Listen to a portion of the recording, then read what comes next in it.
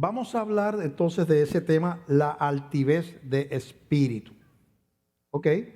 Y vamos a definir lo que es altivez. Tengo un verso, Primera de Pedro, bastante largo, capítulo 1, verso 22 en adelante, que dice así, hasta el 2:8. Primera de Pedro 1:22. Ponemos de pie. Dice, habiendo purificado vuestras almas por la obediencia a la verdad, mediante el Espíritu para el amor fraternal no fingido, amaos unos a otros entrañablemente de corazón puro, siendo renacidos no de cimiento, no de una semilla corruptible, sino de una semilla o una simiente incorruptible por la palabra de Dios que vive y permanece para siempre. Porque toda carne es como hierba y toda la gloria del hombre como flor de la hierba. ¿Qué pasa con la hierba? Que se seca y la flor se cae. Mas la palabra del Señor permanece para siempre. Y esta es la palabra que por el Evangelio os ha sido anunciada. Desechando pues toda malicia, todo engaño, hipocresía, envidias y todas las detracciones, desead como niños recién nacidos la leche espiritual no adulterada, para que por ella crezcáis para salvación, si es que habéis gustado la benignidad del Señor, acercándoos a Él, piedra viva, desechada ciertamente por los hombres, mas para Dios escogida y preciosa. Vosotros también, como piedras vivas, sed edificados como casa espiritual y sacerdocio santo, para ofrecer sacrificios espirituales aceptables a Dios por medio de Jesucristo. Por lo cual también contiene la Escritura: he aquí pongo en Sión la principal piedra del ángulo, escogida y preciosa, y el que creyera en él, en Jesús, no será avergonzado. Para vosotros pues, los que creéis, él es precioso, pero para los que no creen, la piedra que los edificadores desecharon ha venido a ser la cabeza del ángulo y piedra de tropiezo y roca que hace caer, porque tropiezan en la palabra, siendo desobedientes, a lo cual fueron también destinados. Padre, te damos gracias por tu palabra. Bendícela, Señor, bendícela en el nombre de Jesús. Señor, nos ponemos en tus manos. Amén. Dice aquí que la palabra y Jesús son piedra de tropiezo. Y eso suena, eso lo dice ahí. ¿Qué es lo que quiere decir? Porque sabemos que Jesús nos dice que es camino de salvación. ¿Cómo puede ser camino de salvación y piedra de tropiezo? ¿Cómo la palabra que dice que es gustamos para salvación, aquí le llama roca, piedra de tropiezo? Lo que quiere decir es que Jesús y la palabra te confrontan con decisiones que implican doblegarse, obedecer, someterse. Se llama señorío de Cristo. Cristo se le llama, cuando tú recibes a Cristo, lo recibes como Salvador y como Señor de tu vida. Y no se puede separar el cristianismo, la conversión, de la palabra de Dios. Dice que es la palabra que se recibe, lo que nos da esa vida, ¿verdad? La salvación de las almas viene por el entender la palabra de Dios, ¿verdad? Y dice que es tropiezo porque para muchas personas la demanda de rendir el corazón, la demanda de seguir unos preceptos, la demanda de poner al Señor en primer lugar, sobre todo, dice la Biblia, incluyendo la familia, darle al Señor la preeminencia en la vida, les tropiezo. Mucha gente no está, dice a mí nadie me puede decir lo que yo tengo que pensar, porque hay espíritus que no son redimibles, hay lo que llama conciencias invencibles, que no entienden, que no son tierra buena para el evangelio, que no se doblegan, o que pueden venir al cristianismo, a la iglesia, pero conservan para sí, según ellos, sus criterios. Y ahí es que viene el título de la altivez de espíritu, sus criterios. En otras palabras, se sientan en su trono a juzgar la palabra. Sí, esto sí que Dios, que Cristo murió, esto sí. Pero mira que el matrimonio entre un hombre y una mujer, no, eso yo no estoy de acuerdo con eso. Que la vida es sagrada y que no debemos de matar. bueno, es que el Tribunal Supremo dijo que no, esto tampoco de la Biblia. Entonces esa persona altiva y soberbiamente juzgan a Dios. Y le dicen a Dios, en la práctica, tú eres un mentiroso. Tu palabra no es verdad. Y yo no soy como los demás que leen y cambian ellos. Dice, yo creía esto, pero la Biblia dice esto. El espíritu correcto es, yo antes creía esto, pero ahora que soy cristiano, esto es lo que me revela la Escritura, pues yo tengo que cambiar mi manera de pensar para adaptarme a la voluntad de Dios. No. Yo soy inteligente, yo tengo mis propios criterios. Yo voy a decidir qué yo creo y qué no creo de la palabra. Yo me voy a colocar sobre Dios.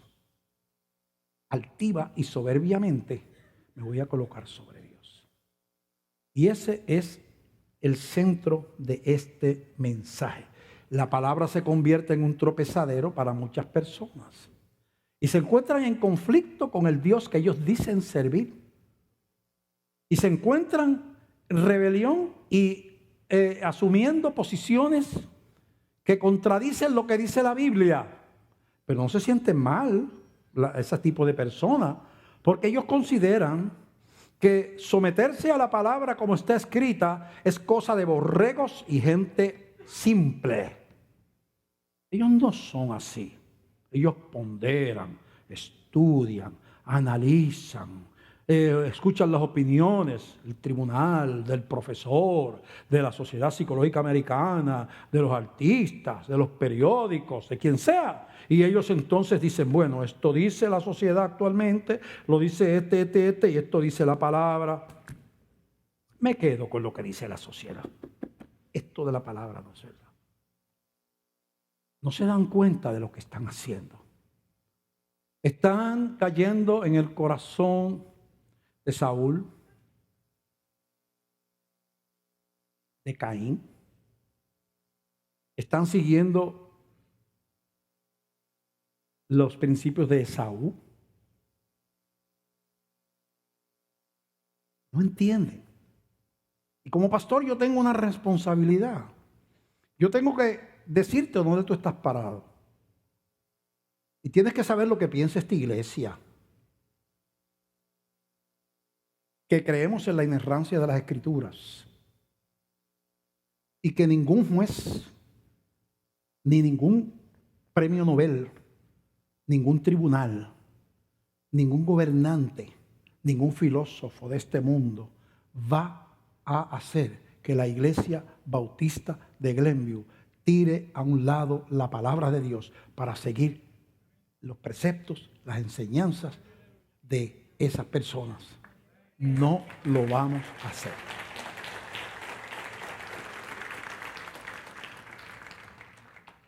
Para empezar, la altivez de espíritu es un espíritu satánico.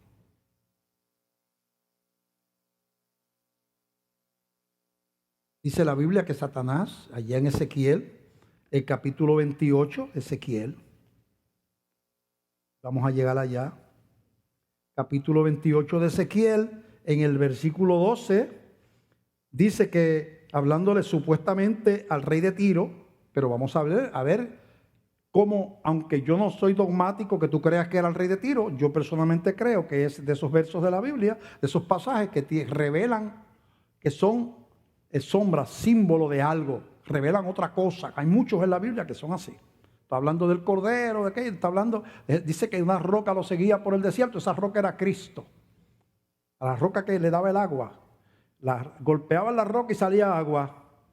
Cristo fue golpeado y vino el Espíritu Santo, que es representado por el agua. Era un símbolo de Cristo. Pues mira lo que dice aquí al rey de Tiro. Yo creo que está hablando de Satanás. Dice, hijo de hombre, levanta endecha sobre el rey de Tiro y dile así. Y dile, así ha dicho Jehová el Señor. Tú eras el sello de la perfección, lleno de sabiduría y acabado de hermosura. Que un rey humano, sello de la perfección. O está hablando de un ángel, como era Satanás, antes de caer. En Edén, en el huerto de Dios estuviste, que el rey de Tiro estuvo en el Edén. Entonces que tenía 4.000, 10.000, ¿cuántos años tenía de viejo cuando se escribió esto? ¿Cómo que estaba en el Edén? Satanás sí estaba en el Edén, pero el rey de Tiro no, ¿verdad? De toda piedra preciosa era tu vestidura, de cornerina, topacio, jaspe, crisólito, berilo y ónice, de zafiro, carbunclo, esmeralda y oro. Los primores de tus tamboriles y flautas estuvieron preparados para ti en el día de tu creación. Tú, querubín grande protector. Adiós, pero querubín es un ángel. Satanás, Lucifer, que es el ángel de gran luz.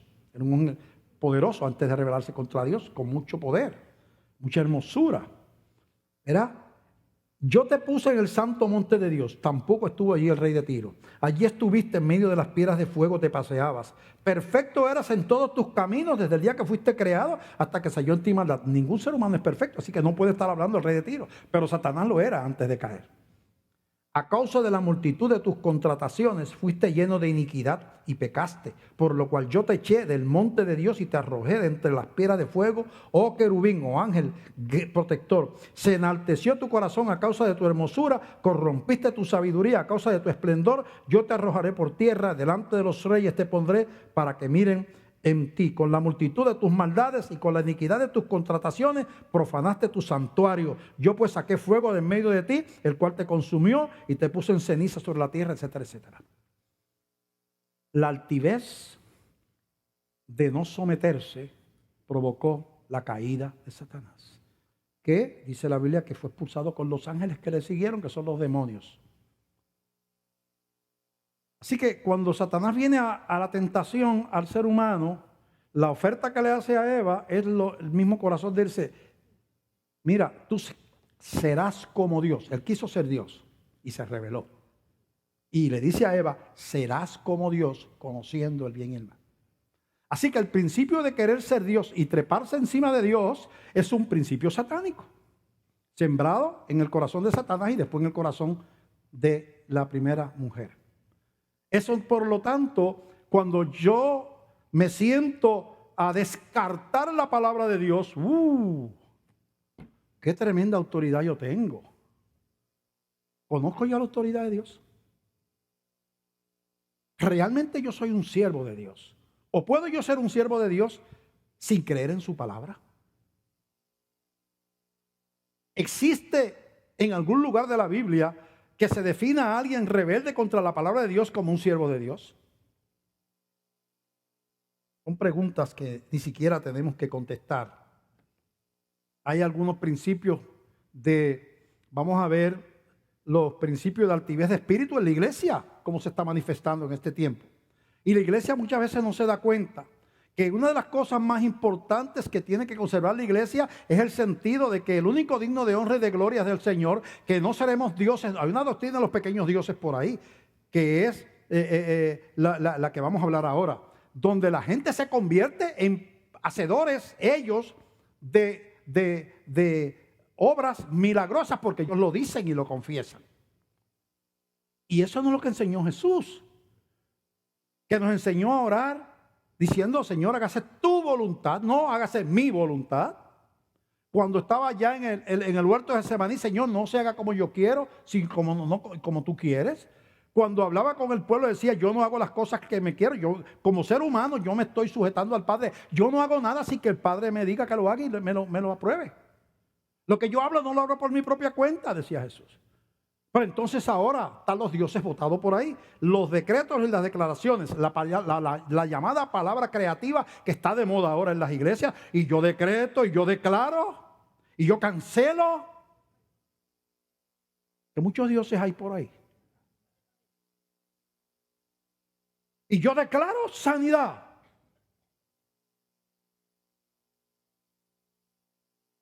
Y yo te declaro sano. Y después están enterrando a la persona. Porque Dios es el que sana. Tú puedes declarar sano a quien tú quieras. Tú le pides a Dios que sane. Ah, no, pero eso no es fe. Fe es declararlo. No, eso es arrogancia. Tú estás poniendo confianza en tu boca. La confianza tiene que estar en el Rey de Reyes y Señor de Señores. Él tiene poder para sanar. Seguro que sí. Pero decretar y declarar es una arrogancia y una blasfemia. Estás usurpando algo que se llama la soberanía de Dios. Y lo que pasa es que se muere el que decretó Tano y después nos dice, en el Antiguo Testamento lo mataban a pedradas. Porque él habló a nombre de Dios. Y no se cumplió lo que dijo. Eso te costaba que te mataran a pedradas. El profeta que hablare será muerto, decía. Y el que hablara y no se cumpliera lo que dice, tiene que ser muerto. Pero no se sana, se muere. Y ellos y siguen declarando sano. Alguna vez lo pega. Entonces te fijas. Yo lo declaré sano y se sanó.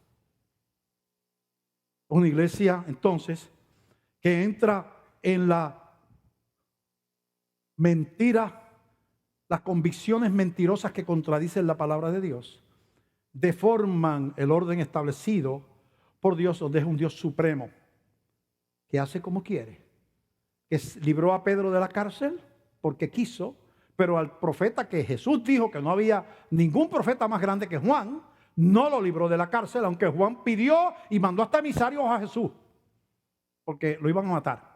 Es verdad, tú eres el que debe de venir. Mira, estoy preso, me van a matar. Y Jesús dijo, sí, está bien, adiós.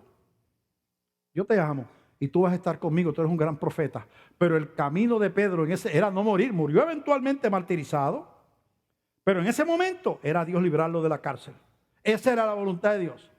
No era la voluntad de Dios librar a Juan de la cárcel. Era la voluntad de Dios que le cortara la cabeza. Pero no, es el mismo Dios. El mismo Dios que permitió que a los cristianos, después de Pentecostés, la experiencia poderosa, tuvieran 300 y pico de años de martirio, persecución, los quemaban en las hogueras, los echaban a los circos para que los leones se los comieran, viviendo en tumbas allá debajo de la tierra como si fueran ratos, como si fueran topos. Y Dios lo permitió. El mismo Dios que permite que la mayor parte de nuestros hermanos cristianos estén padeciendo en la India, en la China, en Monterrey. La mayor parte de los cristianos, como el 70% de los cristianos del mundo, no viven en América. Viven en países pobres y perseguidos. ¿Sabe cuántos cristianos hay en la China? Que es comunista. 100 millones de cristianos. En medio del comunismo. Sufriendo, padeciendo.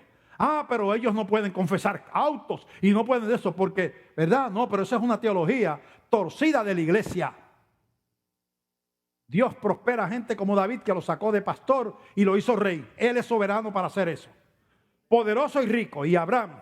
Pero Dios también tomó a Pedro, que era un hombre, a Pablo, que era un hombre importante del pueblo hebreo, quizás miembro del Sanedrín, y lo llevó a recibir palos y a andar pobre y a tener que hacer fabricar tiendas con las manos para poder vivir. El mismo Dios. Y no era menos Dios, y estaba siendo menos bueno cuando estaba exaltando a David que cuando estaba llevando a Pedro a predicar, a Pablo a predicar por los diferentes pueblos para que le dieran palos y lo martirizaran y lo metieran preso. El mismo Dios. El mismo Dios que está contigo cuando te sana es el Dios que está contigo cuando estás enfermo. Y Dios no le place sanarte porque tus promesas van más allá de esta vida. Y tu morada es allá y no es aquí. Ese es el evangelio de Jesucristo.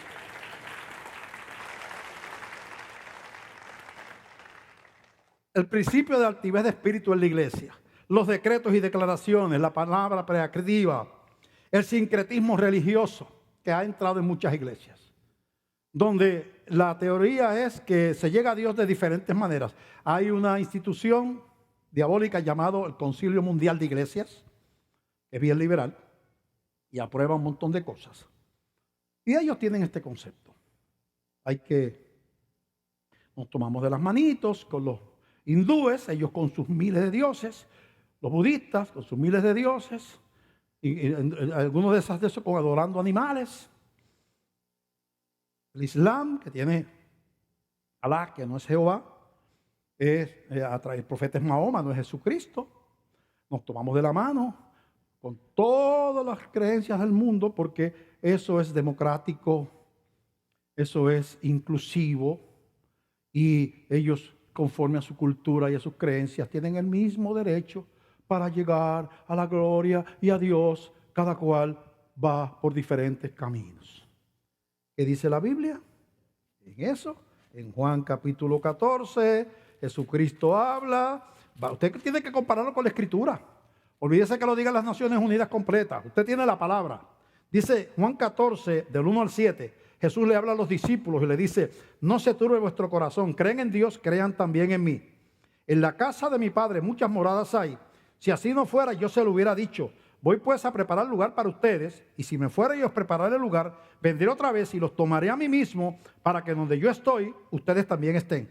Y saben a dónde voy, y saben el camino. Le dijo Tomás: Señor, no sabemos a dónde vas. ¿Cómo pues podemos saber el camino? Jesús le dijo: yo soy el camino, la verdad y la vida. Nadie viene al Padre sino por mí.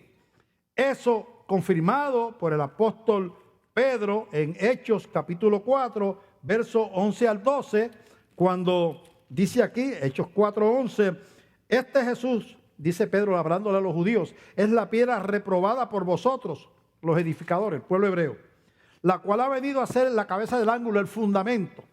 Y en ningún otro hay salvación, porque no hay otro nombre bajo el cielo dado a los hombres en que podamos ser salvos. Entonces la Biblia establece que hay un solo camino. Yo como cristiano no tengo derecho a inventarme caminos paralelos, ni las buenas obras. Puedes cuidar enfermos 14 horas todos los días, darle tu dinero a los pobres, y si no te conviertes a Cristo te vas al infierno. La Biblia dice que te tienes que convertir a Jesús. Todos somos pecadores, aún los que le reparten los bienes a los pobres. Todo el mundo es pecador. Eso es lo que enseña la Biblia. Tú no tienes derecho a cambiar eso. Ay, pero los pobres hinduistas, bueno, que vengan a Cristo. Ah, pero es que ellos tienen su cultura. Bueno, pues también los hebreos tenían su cultura y Jesús les dijo que tenían que convertirse. Y Pablo fue y le predicó a los romanos y verá a las diferentes ciudades, y le decía a la gente que tenían sus dioses y su religión, y tenían que convertirse a Cristo. Tú no puedes cambiar el mensaje por ser civilizado. Ah, pero entonces eres un fanático religioso. Tú ponme el apellido que tú quieras. Ese es el problema de muchas veces la iglesia. Es tanta la presión social y es tanto el ataque brutal de la prensa sobre la iglesia que mantiene sus creencias, que la gente claudica. Dice: yo quiero que me digan, que no me vean como un pájaro raro. Pero la iglesia por diseño es una contracultura. La Biblia dice que el que se hace amigo del mundo a la larga se constituye en un enemigo de Dios. La iglesia vino para reformar, hacer luz en un mundo de tinieblas. El príncipe de este mundo, Satanás. El rey de reyes es Jesucristo. Entonces ahí que era la sexualidad. Mira, caso donde la iglesia ha claudicado, la sexualidad. En Romanos capítulo 1, verso, y esto que vamos a leer, no es que queremos establecer una polémica con la gente que piensa diferente con relación a las relaciones sexuales entre personas del mismo sexo. Yo quiero hablarte con razonamiento, dándote espacio para que tú difieras de mí. Yo entiendo que tú puedes ser ateo. Tú puedes decir que yo estoy loco. Tú puedes decir que la Biblia es un cuento de hadas que fue escrito por hombres, como dicen por ahí. Tú puedes decir que no tengo amor porque yo no estoy de acuerdo con, ¿verdad? Yo estoy de acuerdo con la Biblia y no contigo. Yo no tengo problema con eso. Siempre y cuando tú entiendas, bueno, que yo tengo el derecho a tener mi propio criterio. Y que yo estoy sujeto a una verdad. Que por definición cristiano quiere decir uno que sigue a Cristo y a su palabra. Tú me quieres hacer un seguidor de Cristo sin su palabra. Y eso no se puede hacer. No es posible hacerlo. Entonces, mira a ver lo que dice Romanos capítulo 1, desde el verso 22 en adelante. Dice así: profesando ser sabios hicieron necios y cambiaron la gloria del Dios incorruptible en semejanza de imagen de hombre corruptible, de aves, de cuadrúpedos y de reptiles. Está hablando ahí de la idolatría en ese momento. Por lo cual también Dios los entregó a la inmundicia en la concupiscencia de sus corazones, de modo que deshonraron entre sí sus propios cuerpos. Dice que alejarse de Dios y dedicarse a otras cosas, a la larga lleva a deshonrar el cuerpo. Cuando tú te alejas del evangelio y te vas a adorar otro tipo de religiones, idolatrías y cosas, tú terminas, el cuerpo, tu comportamiento termina pagando el precio de eso. Ya que cambiaron la verdad de Dios por la mentira, honrando y dando culto a las criaturas antes que al Creador, el cual es bendito por los siglos. Amén. Por esto Dios los entregó a pasiones vergonzosas, pues aún sus mujeres cambiaron el uso natural por el que es contra naturaleza. Escucha lo que está diciendo. Y de igual modo también los hombres, dejando el uso natural de la mujer, se encendieron en sus lascivias unos con otros, cometiendo hechos vergonzosos hombres con hombres, y recibiendo en sí mismos la retribución debida a su extravío. Y como ellos no aprobaron tener en cuenta a Dios, Dios los entregó a una mente reprobada para hacer cosas que no convienen, etcétera, etcétera. ¿Está claro? Hay algo alegórico ahí. Hay algo que necesita interpretación. Se entregaron a hechos vergonzosos, pasiones vergonzosas. Está claro que la Biblia está diciendo que esas acciones no son correctas. La pregunta es, ¿con qué autoridad yo me siento? Y luego ese verso, en la palabra del Dios que yo digo servir, que yo creo que es inspirada por Dios o no lo creo. Si tú no crees que la palabra es inspirada por Dios, yo creo que tú no estás en el lugar correcto. Porque la iglesia y la iglesia bautista de Glenview se fundamenta en esa palabra, ¿ok? Yo me siento en mi trono, ¿no? Bájate de ahí, Dios. Un momentito, déjame sentarme un rato aquí. Deja ver, ¿qué dice Romanos 1? Bueno, lo que pasa es que yo difiero. Perdóname, Jesucristo, pero yo difiero. No estoy de acuerdo con eso. Yo tengo mi propio criterio.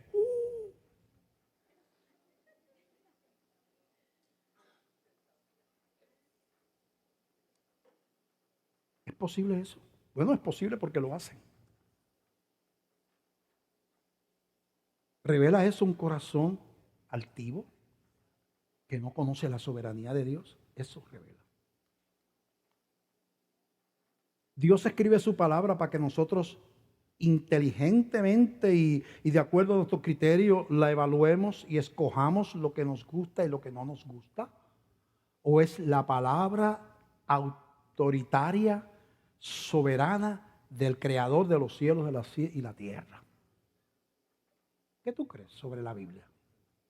¿Es una opinión para que tú lo evalúes o revela el corazón de Dios? Vemos entonces ese choque.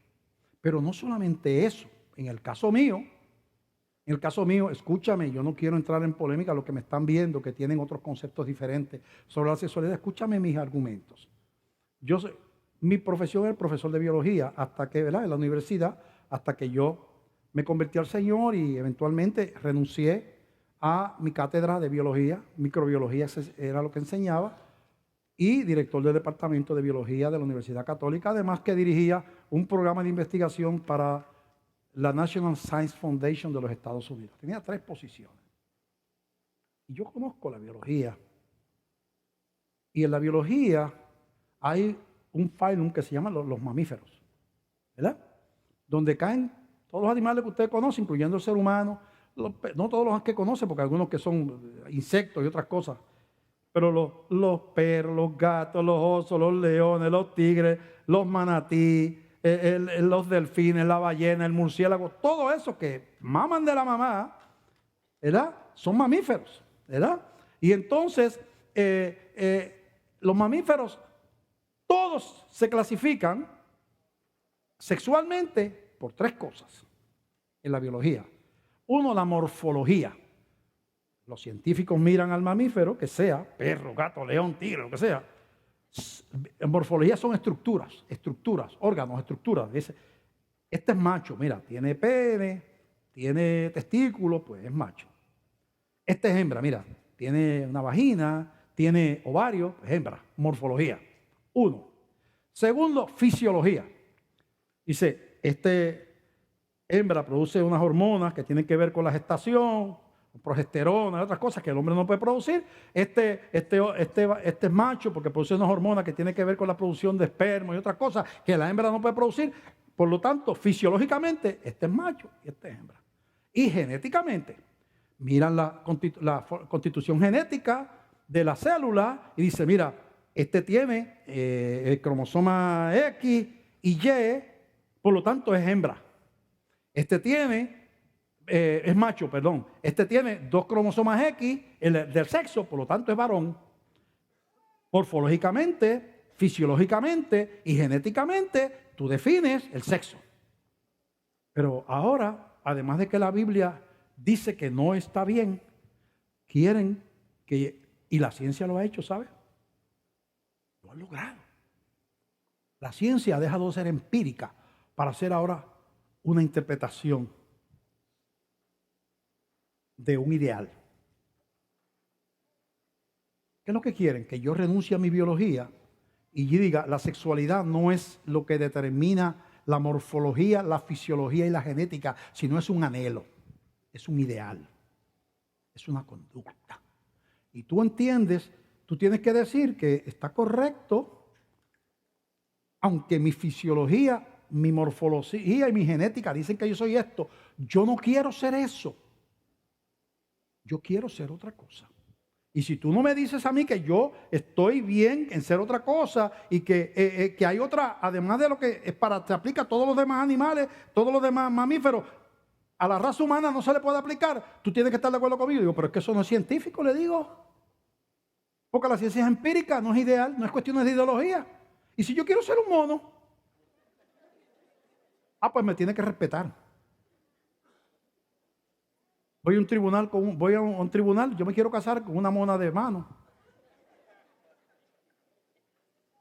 Pero usted no puede porque pues, usted se está metiendo en mi cama, en mi selva.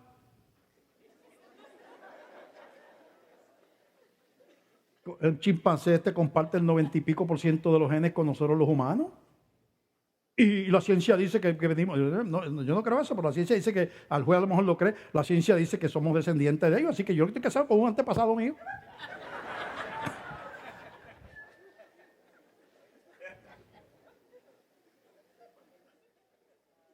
Es un ideal y es un derecho. Y te violo tu derecho cuando yo no coincido contigo en lo que para ti es un ideal. Yo no te estoy diciendo que sea un ideal. Te estoy diciendo que tú puedes ser ateo. Tú puedes creer que Jesucristo nunca vivió en la tierra. Tú puedes creer que todo esto es un invento. Tú lo puedes creer. Yo no tengo problema con eso. Yo no puedo obligarte a ti a creer las cosas que yo creo. Pero ¿sabes lo que es el peligro? Que ahora quieren que nosotros creamos lo mismo que ellos. Y si no, vas preso. Y tus hijos tienen que aprender lo que nosotros creemos. Iglesia. Y aunque tú seas el papá, nosotros en el Estado le vamos a enseñar lo que nosotros creemos.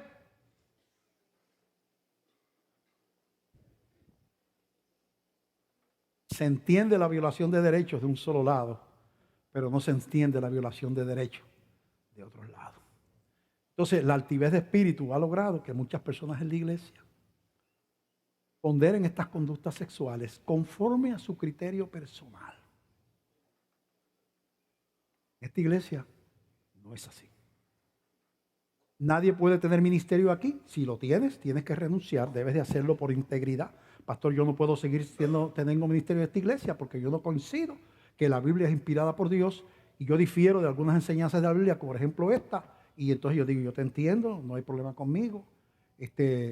Me alegro tu honestidad de que has venido a renunciar porque tú no estás de acuerdo con lo que la Biblia dice. Y si no estás de acuerdo con lo que la Biblia dice, no puedes enseñar, no puedes ministrar aquí en esta iglesia. Es así. El orden del hogar. El orden del hogar. El hogar en la Biblia está establecido donde el marido es líder del hogar. Los padres tienen autoridad sobre los hijos honran a los padres, etcétera. Sabe que hay un movimiento feminista donde está ligado con este otro movimiento, donde es un abuso que el hombre sea líder del hogar y es una imposición. Y entonces eso no es así, nadie tiene el liderato, es igual, 50-50. Y suena justo eso. Pero yo te voy a decir, vamos a analizar las cosas por la Biblia y por la realidad social. Mira lo que te voy a decir. No existe ningún mamífero, ningún animal que viva en sociedad, hábitos gregarios, se le llama eso. vive en sociedad. Los leones, los lobos, los elefantes viven en sociedad. Algunos son solitarios como los tigres. Pero los que viven en sociedad como nosotros los humanos, no existe ningún animal de hábito gregario que no tenga un líder. Alfa se le llama. En algunos casos es el varón y en otros casos es la hembra, el macho y la hembra. Pero tiene que haber un líder. Dios designó al varón como líder, sabiendo que siendo el matrimonio una sociedad no puede funcionar si no hay un líder. Y la alternativa, si Dios no lo designaba, era empezar a pelear cuál de los dos tenía el carácter más fuerte para ese quedarse con el liderato. Dios no lo quiso hacer de esa manera. Él su soberanía lo estableció. Claro, algunos hombres aprovechan esto para repetirle ese verso a la mujer: yo soy cabeza del hogar, pero son irrespetuosos, maltratantes, machistas, abusadores, y no solamente son cabezas, son cabezones también. Porque la Biblia, así como enseña que el marido es cabeza del hogar, enseña que a la mujer, el marido trata como vaso más frágil, que la trata como Cristo amó a la iglesia. Dice así como Cristo amó a la iglesia, tú tienes que amar a esa mujer. Ternura, delicadeza, atenciones, cariño, ¿verdad? No es despotismo, maltrato, humillaciones, abuso. Eso no es bíblico. Pero la sociedad no funciona sin un líder. Mira, tiene que haber un principal en la escuela, si no es un caos. Tiene que haber un gerente en los supermercados, en las industrias, un administrador en todas las instituciones humanas, todas, 100%. En los ejércitos tienen que haber capitanes, generales, sargentos. En los barcos tienen que haber capitán. Tiene que haber en todas partes. Las iglesias tienen que tener un pastor, los gobiernos tienen que tener presidentes o reyes, lo que sea. No funciona. Lo que provoca la ausencia de un líder es entonces el caos. Pregunta a las escuelas que no les nombran un principal. Imagínense usted los barcos. Bueno, como aquí no queremos, nos sentimos oprimidos porque hay un capitán. De ahora en adelante el barco se decide por votación. Los marinos vamos a votar dónde vamos a ir. No funciona. Pero entonces vemos como en la iglesia ya hay personas que funcionan y tienen miedo de decir que Dios estableció un liderato. Tienen miedo. Pues aquí no tenemos miedo. Eso lo dice la Biblia. Y lo que diga la Biblia, nosotros lo vamos a decir. Pero vamos a educar a la gente y vamos a dedicar a los maridos a ser buenos maridos. Y tratar a esa mujer con dulzura y con ternura, como debe ser. Yo acurruco la mía todos los días. Está por ahí sentada. Bueno, vemos que Dios es severo con lo que desechan los que son altivos de espíritu. Saúl era un rey que Dios mandó al profeta a que lo ungiera como rey. Llegó hasta profetizar. Pero era altivo de espíritu. Y Dios le dijo: yo quiero que las amalecitas obstruyeron la entrada de los israelitas a la tierra prometida, y yo quiero, son gente idolátrica, gente enemiga de Dios y de lo que ustedes creen, y yo quiero que tú termines con esa raza y destruyas hasta los animales de allí. No quiero nada. Esa gente, bueno, suena duro, pero eso es un decreto de Dios. Entonces Saúl fue a la guerra, venció a los amalecitas. Pero entonces le perdonó la vida al rey, que era contrario a lo que Dios había dicho, y a los animales también, los vio gorditos y cosas, y bueno, y esto es un desperdicio. Razonó, mira, yo soy más bueno que Dios, vamos a perdonarle la vida a este. Y esos animales, eso es un desperdicio, ¿verdad? Esto, mira cómo están esas vacas, qué gorditas, esas ovejas, esto se puede usar. Algunas de ellas se pueden ofrecer en sacrificio para Dios. Y no cumplió la palabra, fue altivo. Dios no le dijo eso.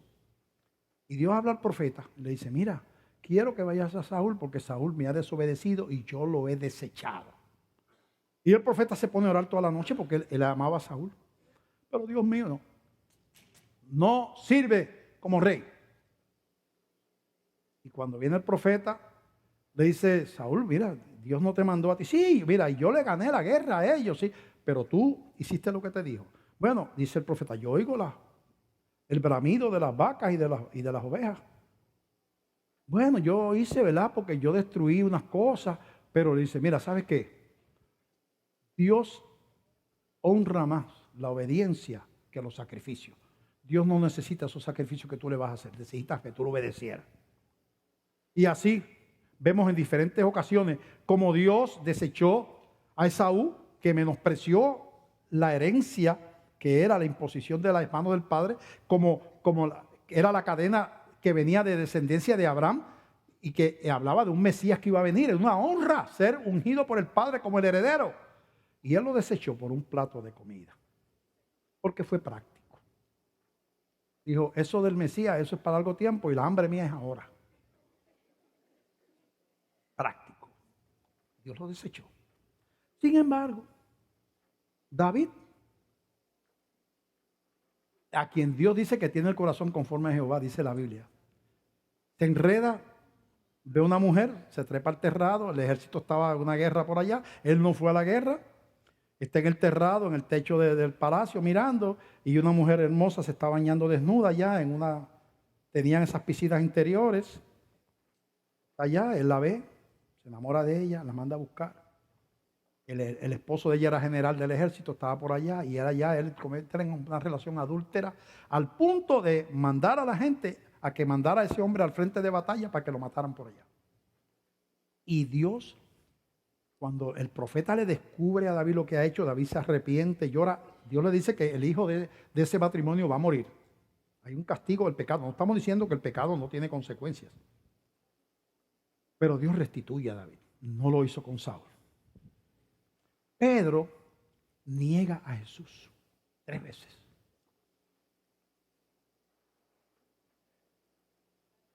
Niega.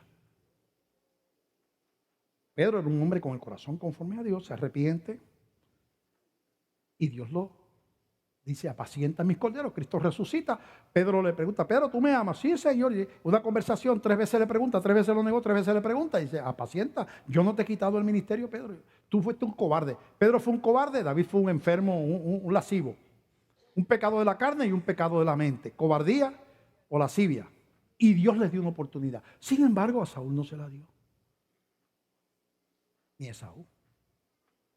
Querrá decir que Dios ve peor la altivez de espíritu que la debilidad de la carne. Tengo que tener yo temor de juzgar a Dios y su palabra. Esto es una broma.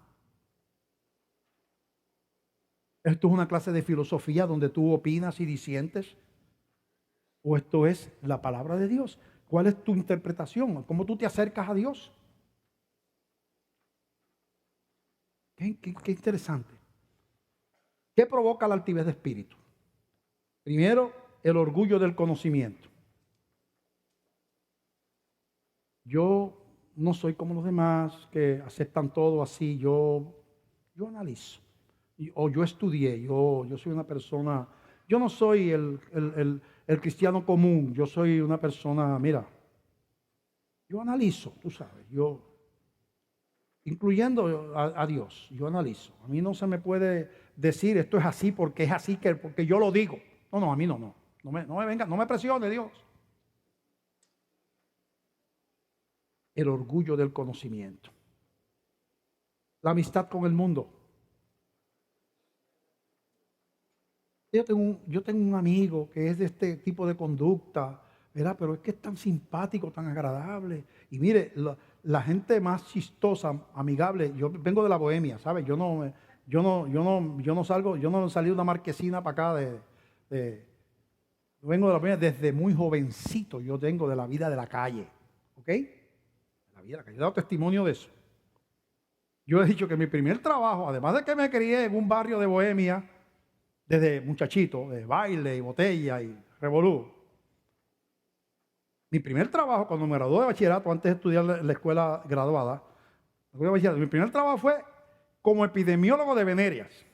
Yo tenía que ir a los prostíbulos, que en Ponce había muchos, que ya no hay tanto. Había muchos, había en los prostíbulos a citar a las prostitutas para que fueran a clínicas para que no transmitieran enfermedades sexuales y algunas veces yo andaba con el equipo de sacarle pruebas serológicas y sacaba pruebas serológicas o sea, le hacía una prueba, un testigo de sangre para llevarlo y si salía positivo, pues entonces había que darle tratamiento. Y entonces ese es el trabajo. Entonces un muchacho de 20 y pico de años metido en los prostíbulos, porque eso lo abrían a las 10, a las 11 de la noche.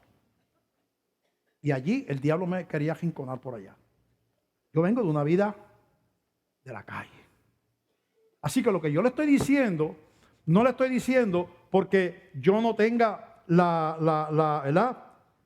experiencia de la calle.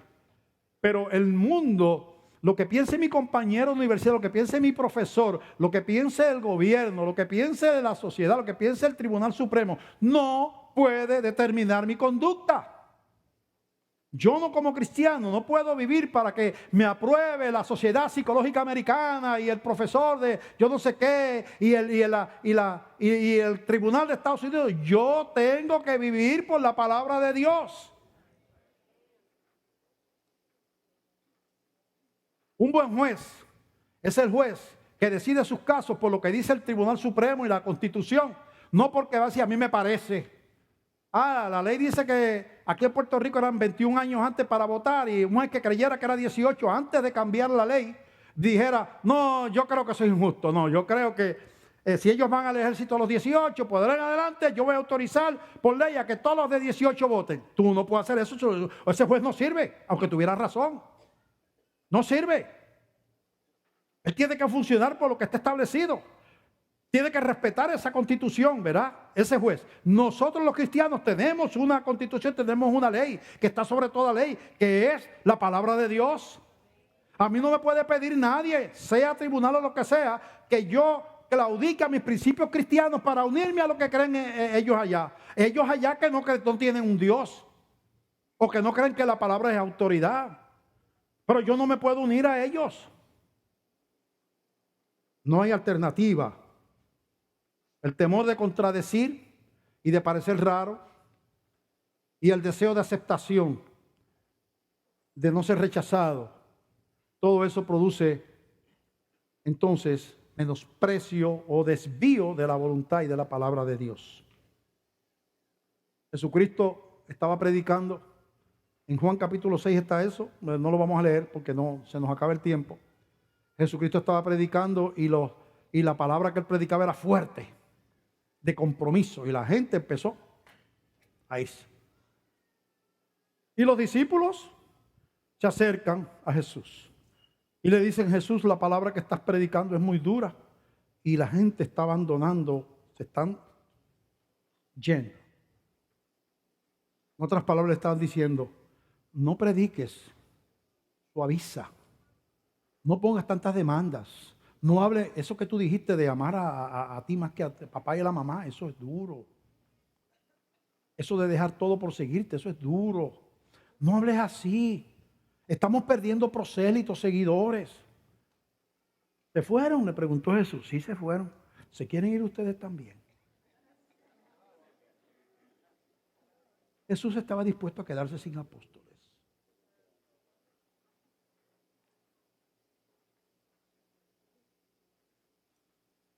¿Sabe qué es la contestación más inteligente que yo le debiera dar? Yo sé que los ministros de aquí, por ejemplo, los ministros de aquí, viniera alguien, pastor, yo no estoy de acuerdo con estas palabras, esto y se está yendo la gente. Esas palabras, mire, algunos liberales dijeron que no venían más a las iglesias porque ellos creen todas esas cosas que usted dice que no son correctas, que contradicen la Biblia. Ellos no se dijeron que no venían más. ¿Y sabe cuál es la contestación más inteligente que yo le podía dar a mis líderes? ¿Se quieren ir también ustedes? El hombre que no puede estar solo no puede ser profeta. La historia de los verdaderos hombres de Dios es una historia de soledad, de incomprensión y de rechazo. Hay otros lugares donde están tratando de ganar adeptos, sea como sea. Esa no es la Iglesia Bautista de Glenview.